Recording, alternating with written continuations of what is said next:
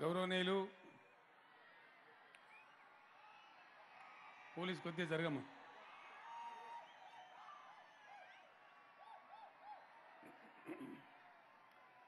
మన రాష్ట్ర ఉప ముఖ్యమంత్రి వర్యులు శ్రీ కడియం శ్రీహరి గారు, గౌరవనీయులు పార్లమెంట్ సభ్యులు శ్రీ సీతారాం నాయక్ గారు, శాసన మండలి విప్పు ఎమ్మెల్సీ శ్రీ పల్లా రాజేశ్వరరెడ్డి గారు, రాష్ట్ర మాన్స్వాం అభివృద్ధి సంస్థ కార్పొరేషన్ చైర్మన్ శ్రీ రాజయ్య యాదవ్ గారు, జడ్పీ చైర్మన్ శ్రీమతి పద్మ గారు,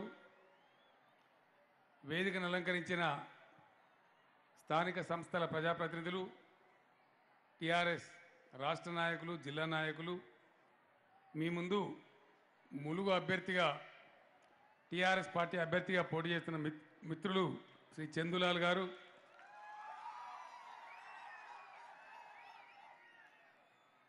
ములుగులో ఈరోజు జరుగుతున్న ఈ సభకు ఈ అడవి ప్రాంతం నుంచి ఇది జనమా ప్రభంజనమా అనేలాగా తరలి వచ్చినటువంటి అక్కా చెల్లెలకు, అన్నదమ్ములకు అందరికీ నా నమస్కారం. ఈరోజు ములుగు సభ చూస్తుంటే ఓ సంఘటన నాకు బాగా జ్ఞాపకం వస్తూ ఉంది. 2001లో పంచాయతీరాజ్ ఎన్నికల ఉద్యమం ప్రారంభమై ఈ ములుగు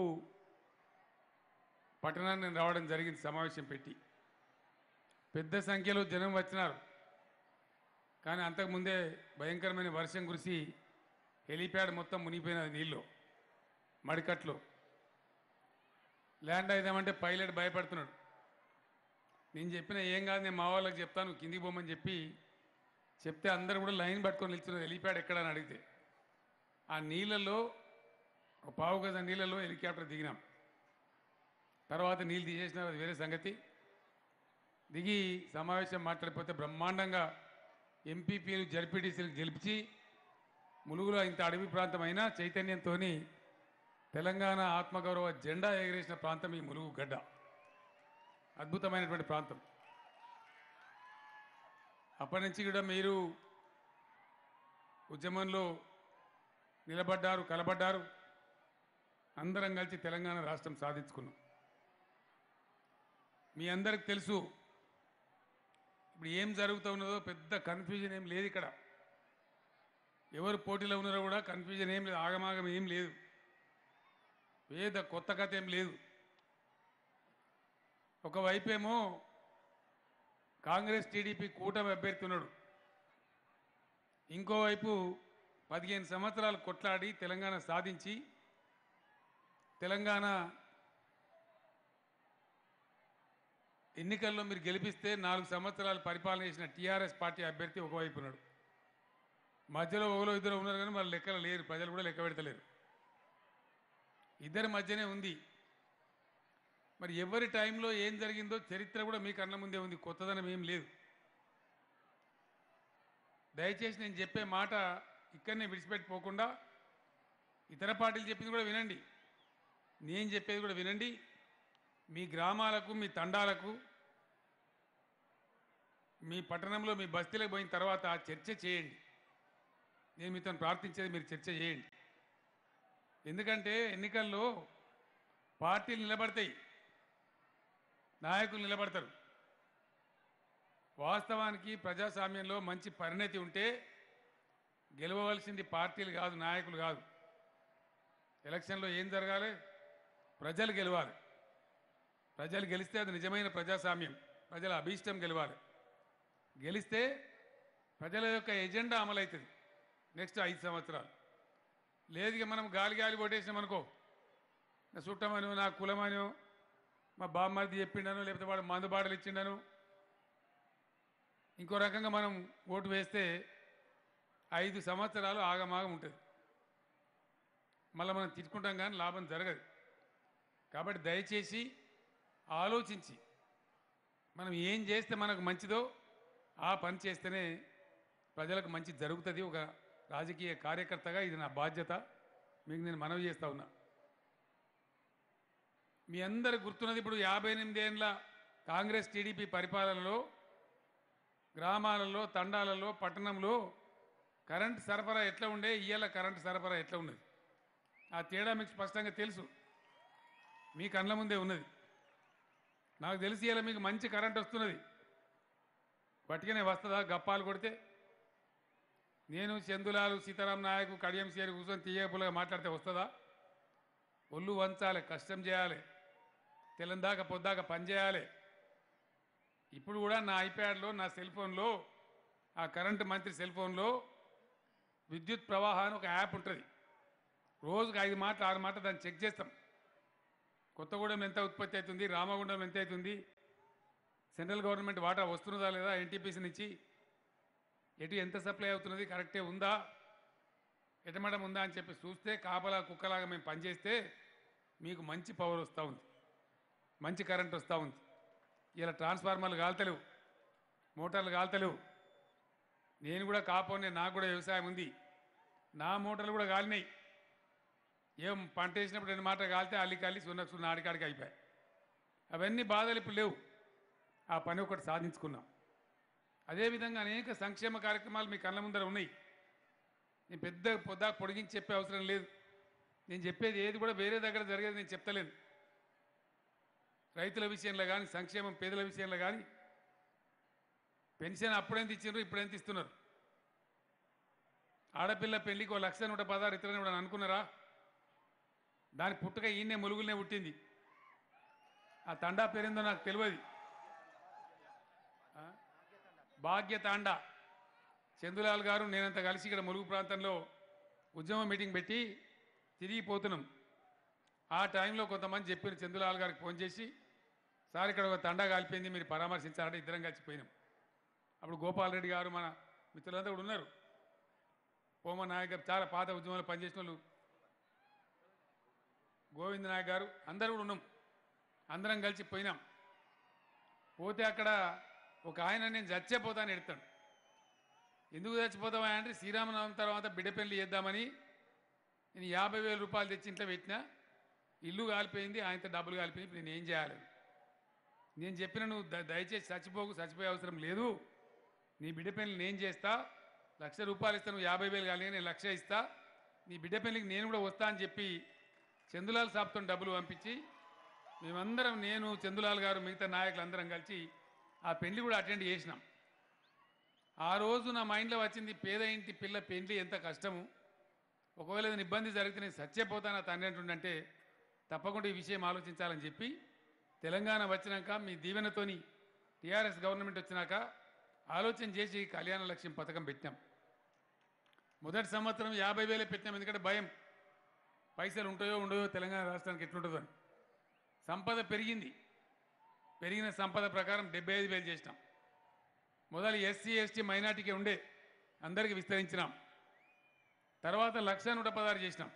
మళ్ళీ సంపద పెరిగింది. పేదవాళ్ళందరికీ ఆ సదుపాయం వస్తూ ఉంది. ఇండియాలో ఎక్కడ ఉన్నదండి స్కీమ్? ఎక్కడ లేదు, ఎవరు కూడా ఇయ్యరు. ఇట్లా అనేక స్కీములు, పెన్షన్ కావచ్చు, పిల్లలకు సన్నబియ్యం అన్నం కావచ్చు, అనేకమైనటువంటి మానవీయ కోణంలో ఉండే పథకాలు. మహిళలు గర్భవతులు అయితే వాళ్ళు ప్రసవించాలంటే మునుపు అనేకమైనటువంటి ప్రైవేటు డాక్టర్లు దోపిడీ చేసినారు, ఆపరేషన్ కోతలకు గురైన వారు, అనవసరమైన ఆపరేషన్ కూడా చేశారు. ఈరోజు ఆ బాధ లేదు. ప్రభుత్వ హాస్పిటల్ కొంత మెరుగుపడ్డాయి, మంచిగా చేసినాం. డెఫినెట్గా ఆడపిల్ల పుడితే 13,000 ఇచ్చి, మగపిల్లవాడు పుడితే 12,000 ఇచ్చి, అమ్మఒడి వాహనంలో ఇంటికాడ దించి కేసీఆర్ కిట్ చేతికిచ్చి పంపిస్తూ ఉన్నారు. ఇది కూడా ఎక్కడ లేదు, ఎవరు ఊహించలే. ఇది కావాలని చెప్పి మమ్మల్ని ఎవరు డిమాండ్ చేయలే. మాకై మేమే చేసినాం. ప్రజల అవసరాన్ని గుర్తించి ఇది తెచ్చినాం, మేము ముందు పెట్టినాం. మీ గ్రామాల్లో కూడా ఉంది. నేను చెప్పే కళ్యాణ లక్ష్మి ఉంది, నేను చెప్పే కరెంట్ ఉంది, నేను చెప్పే కేసీఆర్ కిట్ ఉంది, నేను చెప్పిన ఆసరా పెన్షన్ 1,000 రూపాయల పెన్షన్ ఉంది. ఇవన్నీ కూడా మీ ఊళ్ళో ఉన్నాయి. మీరు ఎక్కడో పోయి తెలుసుకునే అవసరం లేదు. నేను చెప్పేది నిజం, స్టోరీ కానీ కథ కానీ చెప్తలేను నేను. అదే రకంగా రైతుల గురించి వాళ్ళని ఆలోచించారా? చరిత్రలో రైతు బంధు, వ్యవసాయానికి పెట్టుబడి ఇచ్చిండ్రా? నేను ఇప్పుడు రాగా లక్ష్మవరం మీకెళ్ళి వచ్చిన లక్నవరం గణపురం రామప్ప చెర కింద పంటలు పండితే దంచి వసూలు చేసారు నీటి తీరువా.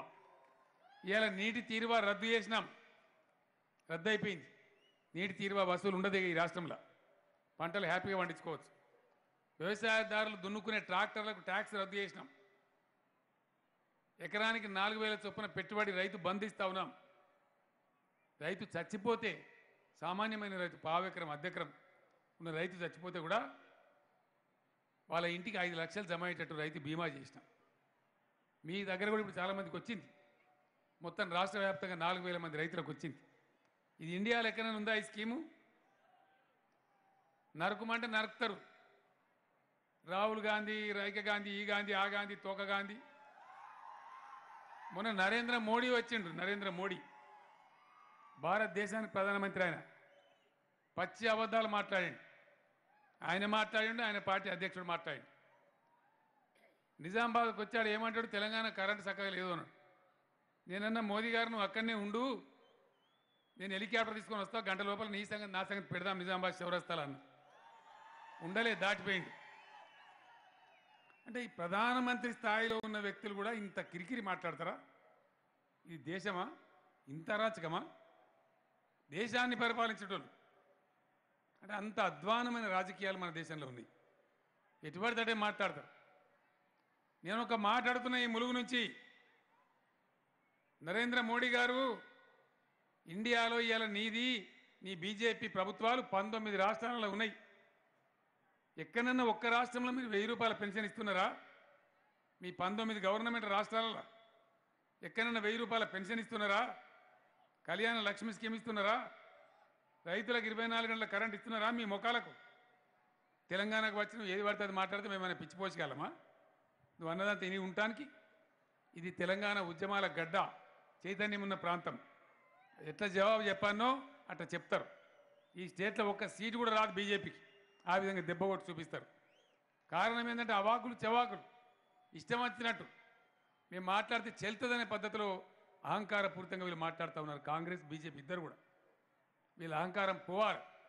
మేము జాతీయ పార్టీలం, మొత్తం దేశాన్ని చెరబట్టినం, మా గుప్పిట్లనే ఉంటుంది, ఏదైనా మేమే చేయగలం అనే గర్వం దిగాలి. దిగానంటే భారతదేశంలో ఫెడరల్ ఫ్రంట్ గవర్నమెంట్ రావాలి. నేను ఇప్పుడే కోరుతున్నా మిమ్మల్ని, దయచేసి రేపు పార్లమెంట్ ఎన్నికలు ఇప్పుడు ఎట్లా మనం గెలుస్తున్నాం, చందులాల్ గారిని కూడా మీరు చాలా పెద్ద మేడతో గెలిపిస్తారు నాకు తెలుసు. సర్వే రిపోర్ట్ చూసిన నేను 100% గెలుతున్నాం. దానికి డగ్ మీరు ఇంత మంది వచ్చిన తర్వాత ఇంకేమున్నది ఎలక్షన్గా? ఈ మంది ఏం మంది? ఇది గీరమన్న మంది ములుగులో జమ అయితే ఏం ఎలక్షన్ ఏముంది? జుట్టుకు 2 ఓట్లయితే ఒడిచిపోయాయి, కథలు వేసేపాయి. కళ్ళ ముందే కనబడుతుంది కదా మానవ సముద్రం లాగా. Election result is declare today. కొత్తగా డిక్లేర్ కావాల్సిన లేదు, తంతు జరుగుతుంది అంతే. ఆ విధంగా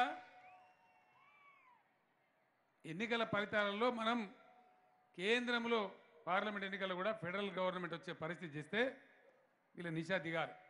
ఆ విధంగా మనం ముందుకు పోవాలి, అట్లా ఆలోచన చేయాలి. లేకపోతే ఎక్కడనో ములుగులో, ఎక్కడనోగా పసరాలో, గోవిందరావుపేటలో, ఇంకొక చోట మనం నడిపే చిన్న పాఠశాల మీద ఢిల్లీ పెత్తనం ఏందండి?